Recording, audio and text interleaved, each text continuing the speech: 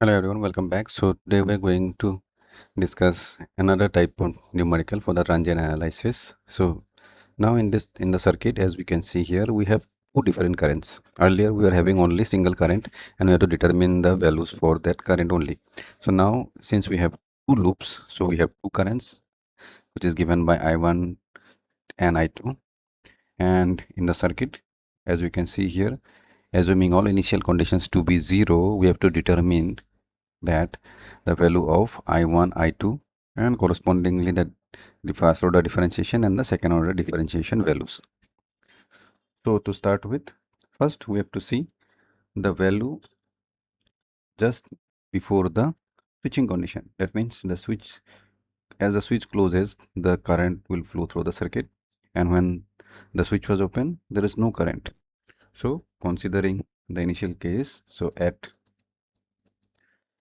t equals to 0 minus, so all the initial conditions are 0. So we have the capacitor voltage at 0 minus equals to 0.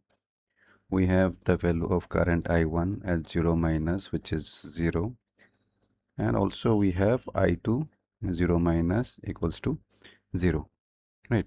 So now when we connect the circuit, that means when we close the switch, then the circuit will turn into this.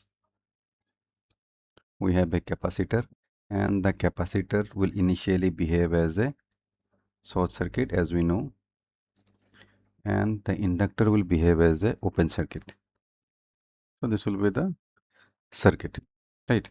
Where we have, now we have to determine the value of I1 and I2 at t equals to 0 plus. So these are the resistances R1, R2, and we have the input voltage V. So now here if we see the value of I1 0 plus will be due to this loop. So in this loop we have the value of current as voltage by resistance, because the output loop is open circuit, right? So there is no effect of the second loop in the first loop.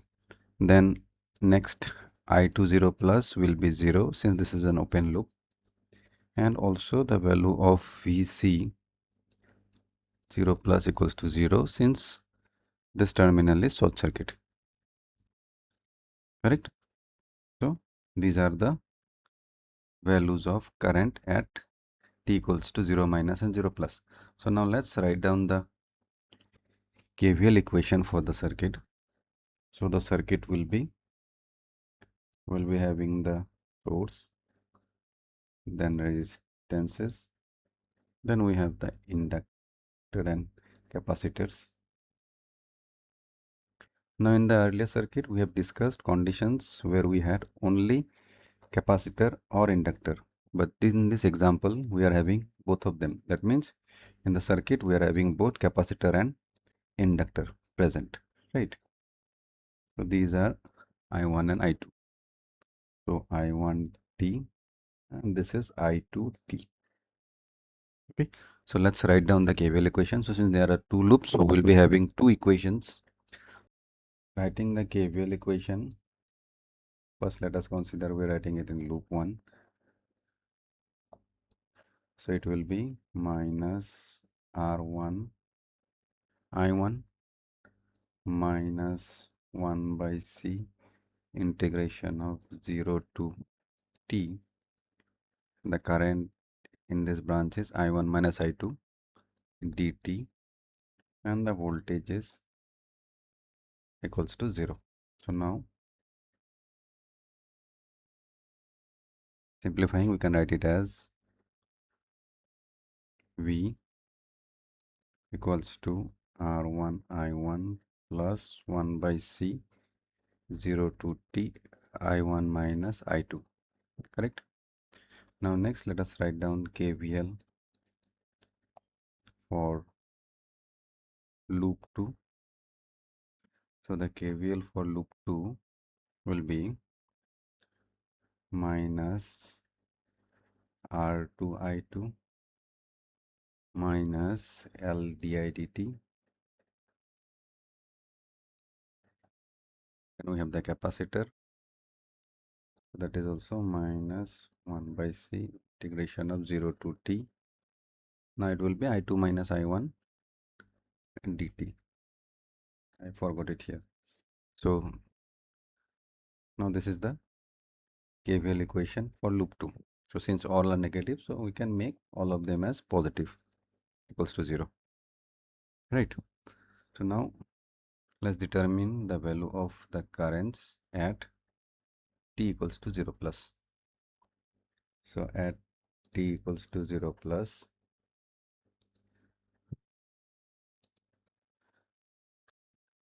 let's consider these are equation 1 and equation 2.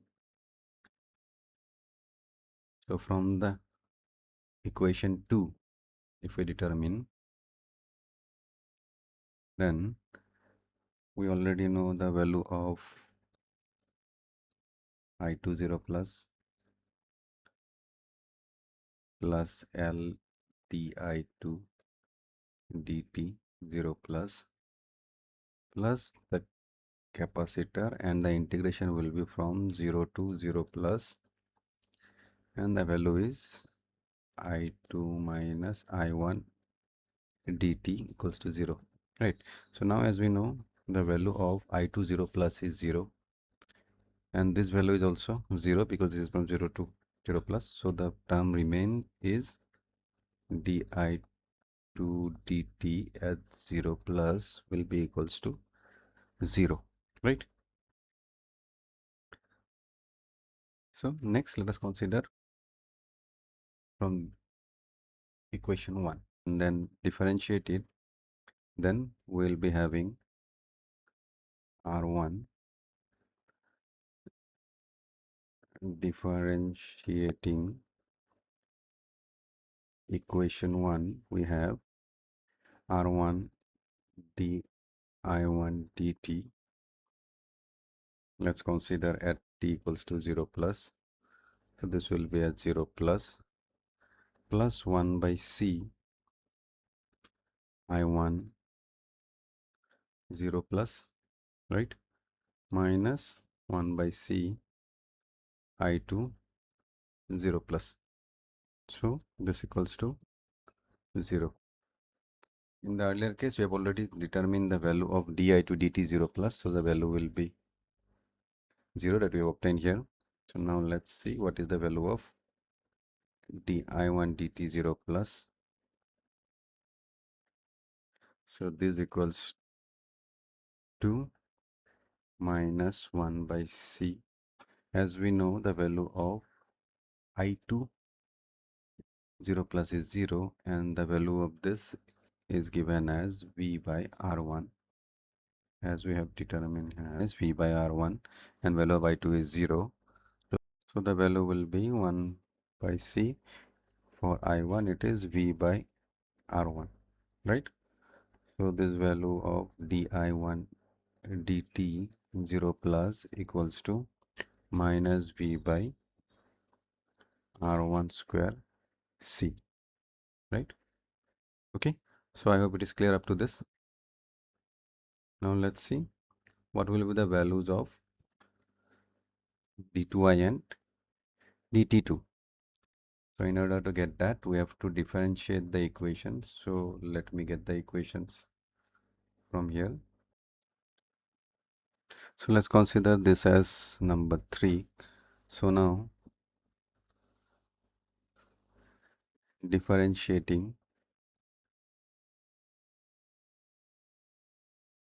equation 3, we have R1 d2 I1 dt2, then we have plus 1 by c di1 dt minus 1 by c di2 dt equals to 0, right? So now here if we put the value of the equation at t equals to 0 plus, so it will be R1 d2 I1 plus dt2, then we have to calculate the values for di1 and di2. So this minus 1 by c di2 dt 0 plus equals to 0, right? So now from here we have obtained that the value of di1 dt is this and value of di2 dt is this. So by putting these values, so we'll be having dt2 at 0 plus equals to v by r1 cube c square. So this is for d2i1 dt2. Next we have to determine the value of d2i2 and dt2. So now differentiating the equation 2, here we have the term di2 dt. So differentiating this, so let me consider on this side. So differentiating equation 2 will be having r2 di2 dt plus l di2 dt2 then plus 1 by c. This term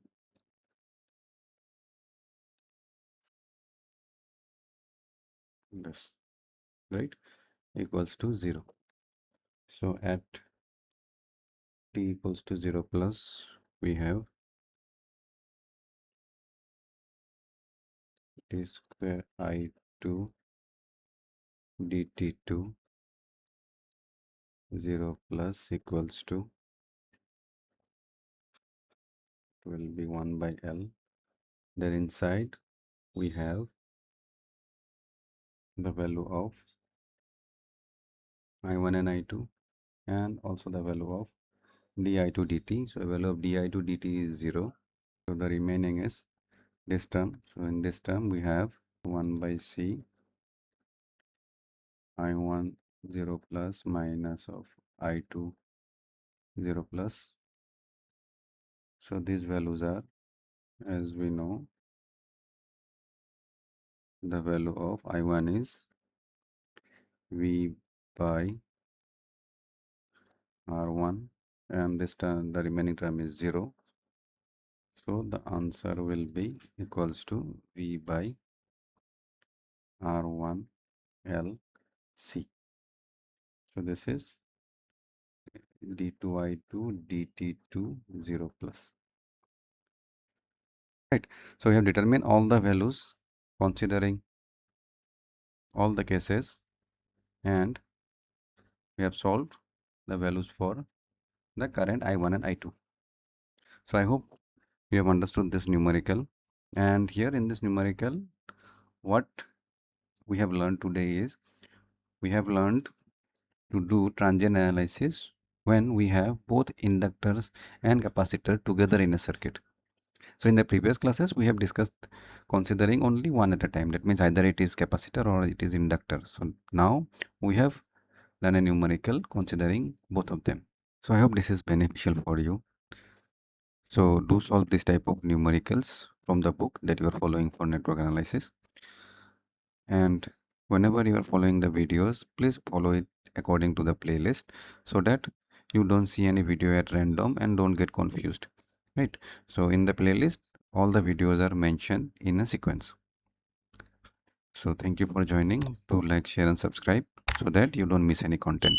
So whenever we update, you will get it beforehand. Thank you. Keep learning.